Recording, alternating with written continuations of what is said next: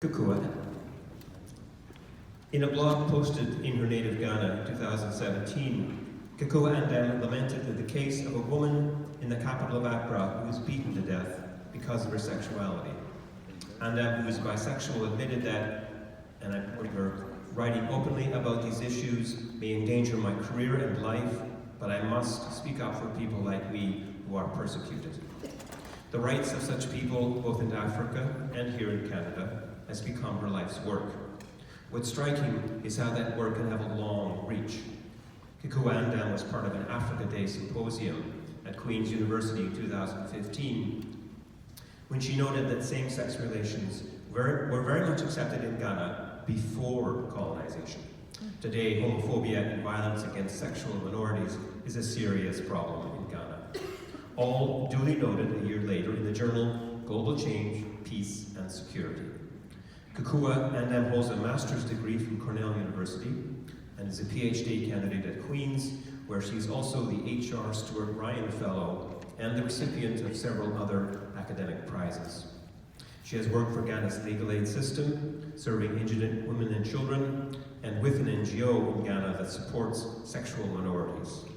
One focus of her PhD work is how marginalized women in Ghana deploy technology as a tool for activism. Teacher, student, blogger, lawyer, researcher. Hello, please welcome Kuukuwa Andam.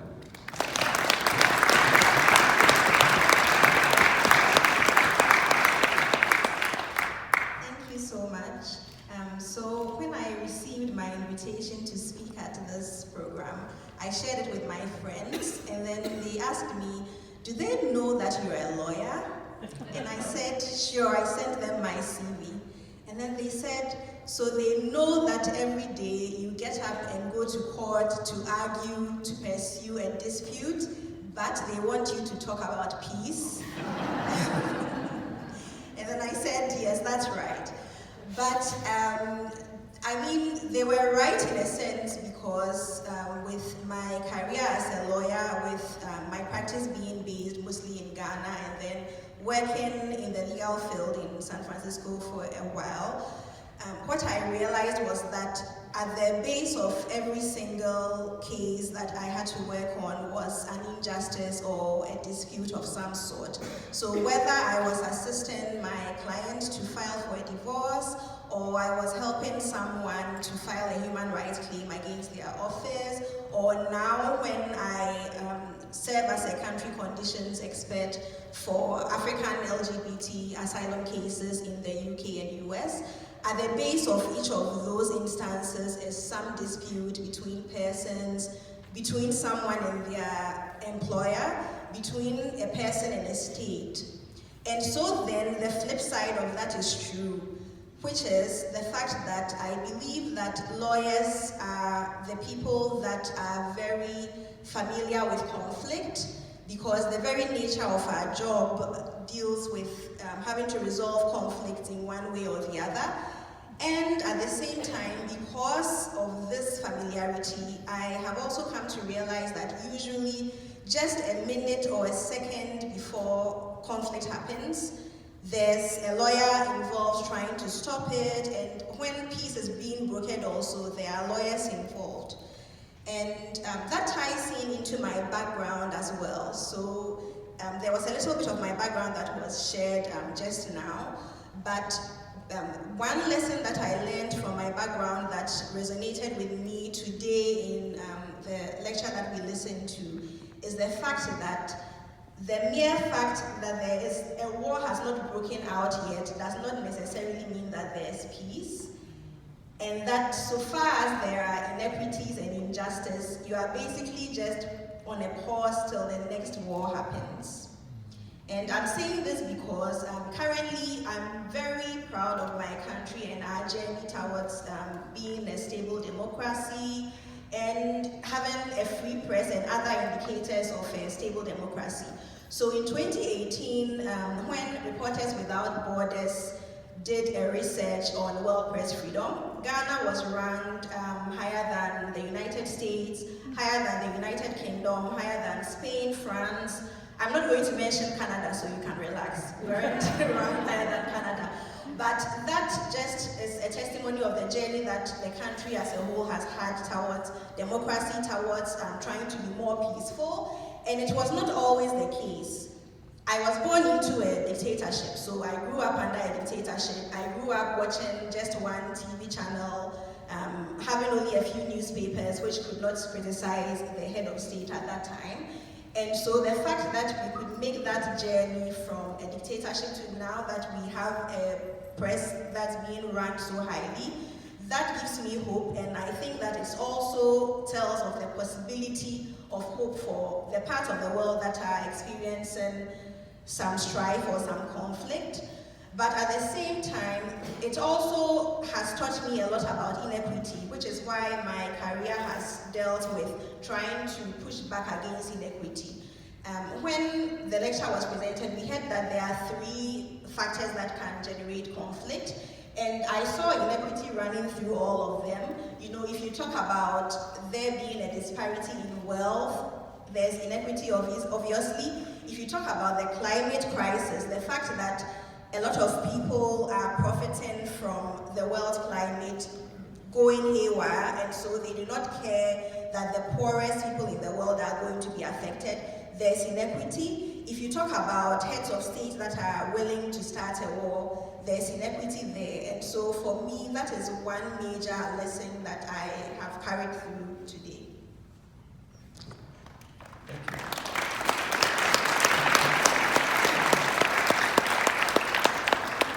I too am very interested in what Paul raised about income inequality throughout the world. I do think it is maybe not the biggest problem, but certainly one of the biggest problems that we face. I listened to part of a lecture that you gave at Queen's, and in that lecture you talked about a certain proverb, and there was an image of flowers growing outside of a fence. And I'm really interested in storytelling, is why I asked Bianca that question. So how did you use that proverb and that image to make the points that you wanted to make in that lecture? Well, the Flowers Without a Fence is actually the title of my thesis, also my PhD thesis that I'm working on. And I came by that title and that concept from an ancient Ghanaian proverb. So I shouldn't actually say ancient Ghanaian proverb, because I have to acknowledge that Ghana is made up of different societies. So, and the different societies have different expectations and different ways of life. My ethnic group or my society is a matrilineal one, and so women have always had a very strong role and a very strong purpose in the society, and being married was never tied to your purpose. But this proverb came from a community that was more patrilineal. And so the proverb basically said that a woman was a flower and her husband was the fence that surrounded that flower. And I found that proverb very problematic because, I mean, for starters, what if the flower in question did not really want a fence restricting, them?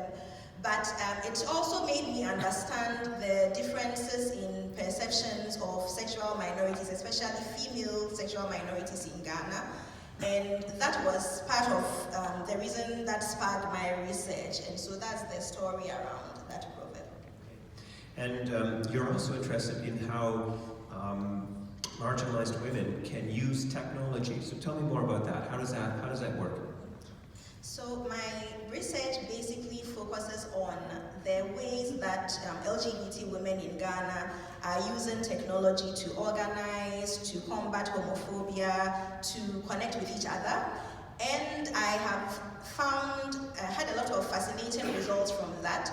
So I think that when stories about Africa and African countries are told in the global north, they can be very negative. So for example, the narrative that surrounds the situation of LGBT rights in Africa, across Africa right now, is quite negative and does not capture all the strides that are being made.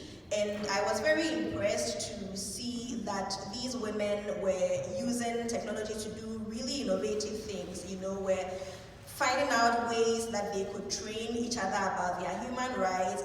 Recently, I was in touch with one of the groups that organized a training session for Ghanaian lawyers and judges about LGBT rights to make them more cognizant of issues on the ground. They are using it not even just for LGBT rights, but to promote health as well. So during the International Breast Cancer Month, they use that to encourage a lot of the women to go for checkups. They are using it to provide security for each other. So 1 second before you are attacked or before anything that threatens your security happens, you can text a certain number that will go to government human rights institution in Ghana. And so there's a lot of positive work that is being done in Ghana, and I am very proud of the women that I am interviewing and working with. Okay, and last question. You've painted a picture of a vibrant free press in Ghana, but at the same time, it is illegal to practice homosexuality. Is that right in Ghana? Well, to clarify, so the law that we have in Ghana now is the British law, which is the anti-sodomy law. So it's male same-sex act that is criminalized, but the law usually serves as a basis for LGBTs in general to be persecuted. Right. So I'm just wondering, is the free press actually coming to the aid of sexual minorities?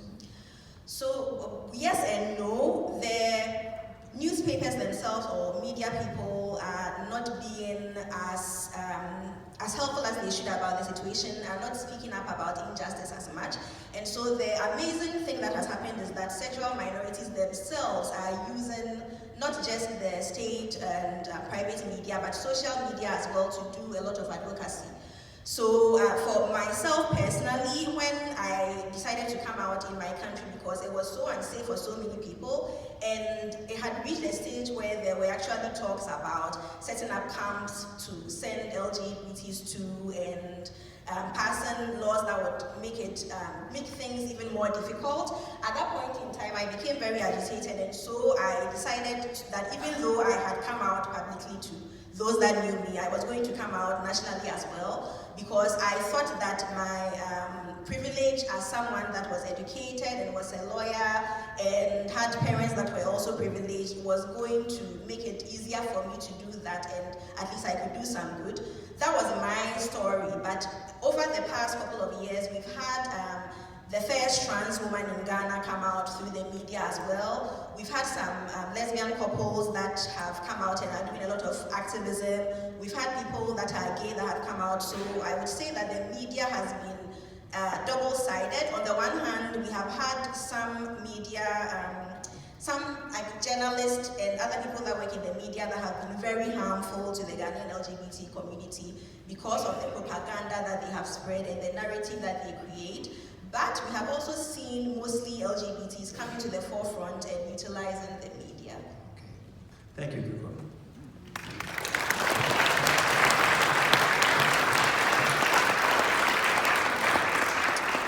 So